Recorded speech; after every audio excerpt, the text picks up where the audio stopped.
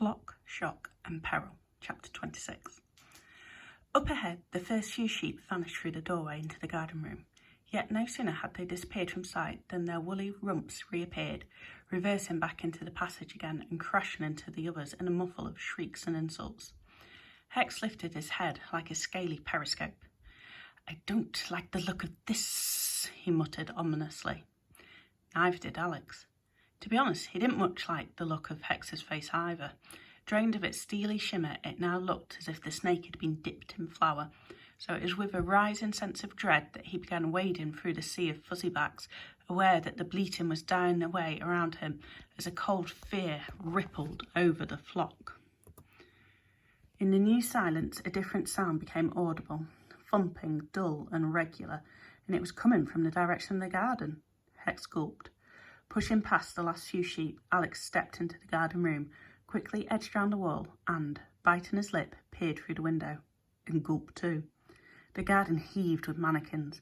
No longer posed and rigid to show off the sorcerer's clothes, they were marching from side to side in long, horrifying rows.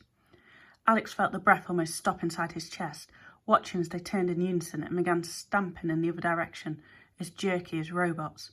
They were everywhere, lining the high garden walls, blocking the gate, encircling the swimming pool, filling every patch of lawn like a regiment of eerie sentries and completely obstructing their escape route. A sudden whoop made Alex jump. Turning his head, he saw Fred skipping joyfully from the direction of the horrible temple-styled crypt, waving his chubby arms over his head as he wove through the shifting rows. "What is it?" said Aries, clopping over to join them. Alex looked back at Aries, trying not to make a noise. The ram was tippy-hoofing, hunched down and knock-kneed across the flagstones, and if Alex hadn't been so leaden with fear, he might have laughed. "What it is," said Hex acidly, "is your fault." He dangled down from Alex's neck and pressed his cold grey snout against Aries' muzzle. "All that racket you made in the cellar. Fred must have heard you. He's only gone and triggered Mistress's enchanted mannequins." "Enchanted?" stammered Alex as Fred skipped over to the one dressed in Nelson's clothes, standing a couple of lines back, towing a small wheeled cannon. He remembered creeping past him last night. "You didn't mention that before." "I didn't like to," muttered Hex, wrapping himself around the boy's neck again. "We had enough to worry about trying to free Mutton Brain, but the fact is that Mistress has always used them as her security system. When she goes out, she gives her staff the password." Alex, Aries and Hex watched as the Cyclops leaned up against Nelson and tucked his right arm into his jacket to copy the Admiral. Looking up at him, his rubbery face broke into a clownish grin, revealing two stumpy grey teeth, at which the Admiral raised his lace-cuffed hand above his head and stuck his nose in the air. "England expects every mannequin to do its duty," he cried in a snooty English accent. Aries frowned and looked up at Hex. "Who does he think he is?" "Britain's greatest naval hero," snipped Hex. "But then they all think they're someone." Alex stared at him dumbfounded. "They do?"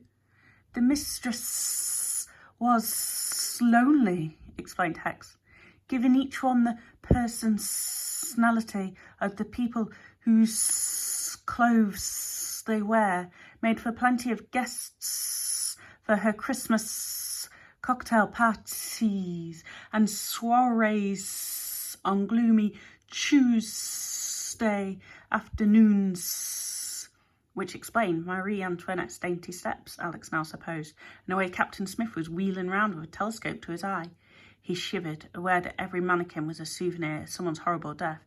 "Statues too," muttered Hex, jabbing his head towards the statue of the girl with the rose basket, who was at that moment stepping down from her plinth, her chiselled features twitching into a sneer. "Though they were more for garden parties," he added quietly. Alex bit his lip, looking away from the stone girl's sneer to the other side of the lawn, feeling his stomach lurch to see that the dolphin statue had begun moving too, flapping its flippers and snapping its bottlenose like garden shears. "What are we going to do?" said Aries. Behind them, the sheep spilled out into the room behind them, bleating and turning in terrified circles, knocking over giant pots of dahlias and paddling in the water. "I'll have to think," said Alex. "Think?" muttered Aries. "I'm not sure we have time for that." Meanwhile, the Cyclops made 3 big jumps through gaps in the moving rows to stand in front of Marie Antoinette. "Left, left, right!" he cried, gleefully, sidestepping as she swished past. She glanced down and wrinkled her nose at his salute. Undeterred, he clicked his heels. Fred's army," he announced, and threw his bottom out in a deep, clumsy bow. "Army?" Alex felt his mind whirring. He stepped back from the window, blinking as the Queen plucked a pomander of flowers from her drawstring bag and held it to her nose. "That's it," he burst out. "Balls of flowers," said Aries. Bemused, he looked up at Alex's suddenly bright face. "No," Alex turned away into the chaos of sheep behind them. "An army, of course. Don't you see? It's the only way to beat that lot." "You don't say," said Hex, his eyes as round as ball bearings. "Well, just hold on while I see if I can find one for hire in the phone book." Except that Alex wasn't listening. He was too busy pacing through the milling sheep, thinking. "Listen to me," he said, but the sheep stumbled on, stupefied by fear. Slamming his foot down on the floor, he tried again. "I said everyone," he demanded. Shocked by his tone, the sheep bolted upright and turned to face him. Half-chewed dahlias fell out of his mouth onto the floor. "Right. We've got a job to do here," said Alex firmly, "and every one of you will play your part. You with the ringlets," he said, pointing to 3 silky Wensleydales. "Line up over here now." The sheep shuffled grimly across the room, stood shoulder to shoulder, flanks trembling. "Next, you 4 with the brown fleeces. Well, come on." Quickly, Alex arranged the 7 sheep into a row before calling for 7 more. Muttering nervously amongst themselves, the sheep did what he asked. Edging a rather arthritic bighorn onto the end of the next row, he looked up sweating. "Olaf and Martha," he said, "I need you 2 to check the cellar for anyone who's run back. Aries, chivvy the others out of the passageway." And whilst everyone is so busy, I'll explain. There aren't many moments in life where being a zookeeper and the son of an ancient Greek soldier is a useful combination, but this was definitely one of them. Being a zookeeper meant that Alex knew that sheep simply scattered in panic unless a shepherd took control, and that what one did, they all copy. Being a soldier's son, he remembered his father telling him of how he'd arranged his men into fighting units or phalanxes, with the men in tight rows and those around the outside holding up their shields to protect the group. As long as the men stayed together, they could flatten anything in their path. Not that Alex had soldiers, of course, or anything as useful as shields, but he did have sheep's bottoms, and on the upside he had 66 of them, each one attached to a powerful kick. "You're the first flanks," he said to the quivery bottoms and upturned faces of the 3 rows of sheep organised in front of him. "You at the front, kick on my command. You in the middle, guide the group. You at the back, slam any attacks to the rear." Clever, eh? And I suppose if there was anything lucky about this dreadful situation, it was that wealthy sorceresses have big houses. I mean, could you dragoon 60-odd sheep in the front room of your house? Well, quite. But 5 minutes later, Alex had built 2 more flanks. Aries and Olaf stood either side of him, whilst, despite his squeaky protests at being tough enough to fight, Toby had been bundled under an ornate bench and barricaded by cushions. "Phalanx 1, you charge left towards the olive trees," said Alex, walking around the groups of sheep, inspecting lines. "Phalanx 2, you charge right towards the pool. Phalanx 3, in front of me, and straight up the middle. Ready?" Despite their nervousness, the sheep were calm now and looked up at him with bright, eager eyes, poised and alert, like a flock guided by a sheepdog. "On my command, we march. Remember that you absolutely must stay together," he instructed, only just ignoring the sensible voice in his mind that pointed out that sheep rarely did, but scattered instead like flossy confetti. "One sheep on its own can be grabbed, hold fast, and we'll crush them." He looked over at Aries and Olaf. "The doors!" Quickly, each ram took hold of a door and folded it back on itself, opening up the wall of the room to the garden and the colonnade of pillars beyond. Alex took a deep breath, feeling his heart pounding. After all, it's hard to abandon a lifetime of sensible thinking when you're in a terrible situation. And suddenly he felt grimly certain that his idea was crazy, the sort of half-baked notion that Aries would come up with. Out of habit, he quickly guessed at their chance of success, but on discovering his answer to be barely more than 0, he stopped. After all, there were no other options. This was their only chance to get out, to find Rose and Hazel.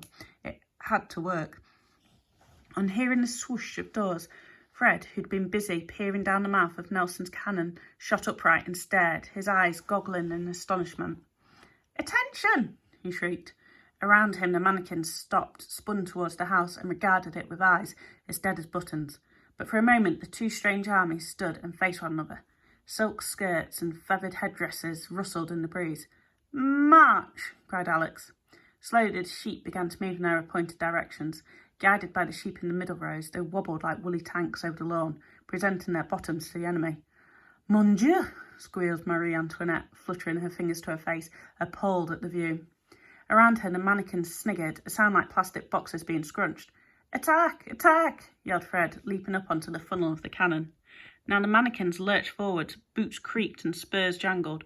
Bangles clattered down, moulded arms. Old silk rustled like brown paper.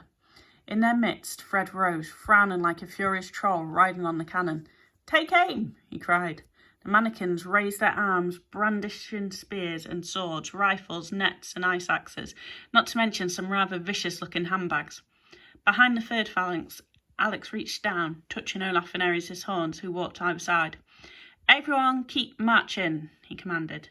The sheep pushed on as the mannequins closed in, looming over the blocks of sheep. Shivering, Alex met the blank eyes of a mannequin, dressed in a cream caftan, a golden headdress twinkling on a black bobbed wig. We'd have recognised her as Cleopatra. Alex didn't. He only recognised her as dangerous and rather dusty. But her row was close now, and closer. Close enough to smell the must on antique clothes. Close enough to touch. Close enough to... "Kick!" roared Alex. Like a reflex, the front row of every phalanx bucked and kicked out hard. Shrieks and squeals tore through the garden as hooves made contact with plastic, sending heads and arms and legs spinning into the air to scatter in the flower beds. Mindless of plastic zombies, the next row of mannequins stepped forwards.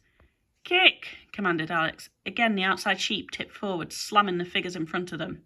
The garden exploded in another cacophony of screams and crumpling plastic. Over by the swimming pool, Marilyn Monroe doubled over, gasping through pouted lips. She pitched into the water in a flutter of white skirt. Over by the olive trees, a queen's head rolled away through the trees, striking out 4 Arctic explorers and a man in puffball trousers. Alex turned back and came eye to her, with Fred. "Kick!" he commanded.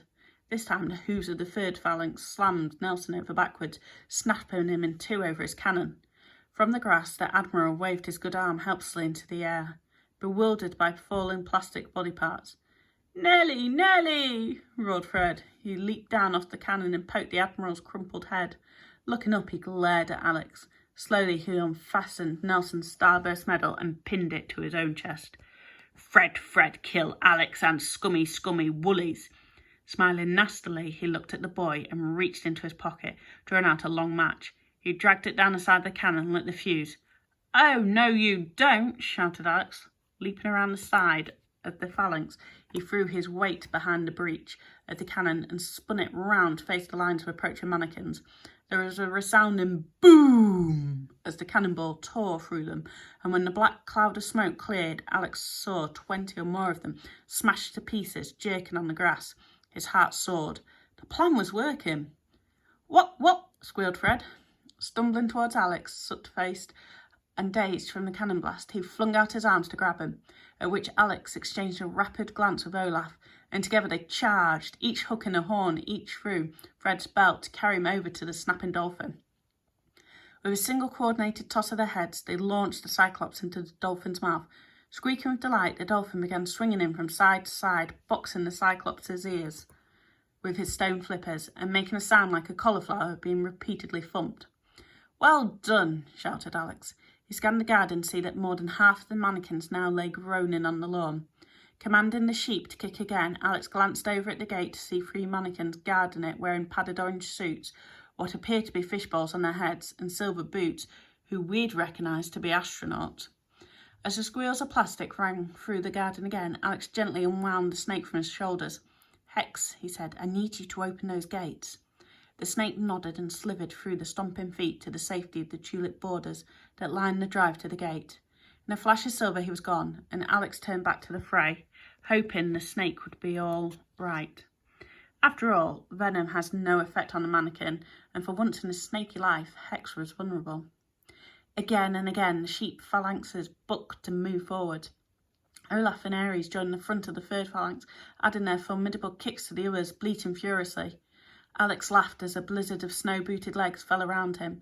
It was going to be all right, which was when he heard a yelp, and panicked, he turned to see one of the spacemen pointing to something, or rather someone in the bushes.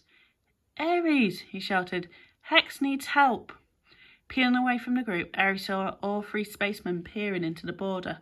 One of them twitched his silver-gloved fingers, reaching for the small hammer on his belt as he bent down for a closer look. A second later, Ares' head made contact with the shiny target and launched the rocket man into a new orbit. Then, swinging round, he gave the other two their own personal lift-offs over the wall. Whereupon, Hex shot up the gatepost, nodded his thanks to Ares, and began tapping buttons with his nose. Ares turned back, ready to attack again, and stopped, because there wasn't a single mannequin standing. Instead, the lawn looked like a massacre in a doll factory. Every patch of grass was strewn with crumpled body parts, fingers fluttered uselessly, legs kicked their feet in the air, wigs floated in the swim pool like furry water lilies. "We did it!" yelled Alex. He leaped up and punched the air. All at once the sheep surged round him cheering. They stamped their hooves and licked him with rough tongues, bustling against him in delight. Ares galloped back to Olaf, and the rams knocked horns in a victory clash, and Hex, swaying and curling in a mamba samba, rode the top of the ironwork gate as it slowly opened to freedom. As Alex looked over the scene of triumph, he was oddly reminded of his father at the Battle of Marathon and of how he'd beaten thousands of Persians with only a few hundred Greeks. And although it was true that the Athenians hadn't celebrated by eating roses, rolling around on clumps of dahlias and jumping up and down on plastic body parts, Alex finally knew how his father must have felt to fight even when logic told him the odds were against him, to fight and win. A moment later, he'd scooped Toby up from the garden room and walked back out into the sunshine. Ares trotted up to him, wreathed in smiles. "Well done, Alex," he said. He looked up into the boy's face and nudged him gently in the ribs. "Alexander the Great," he added. Alex smiled, and for once he didn't even feel silly at blushing, because inside he was glowing with pride.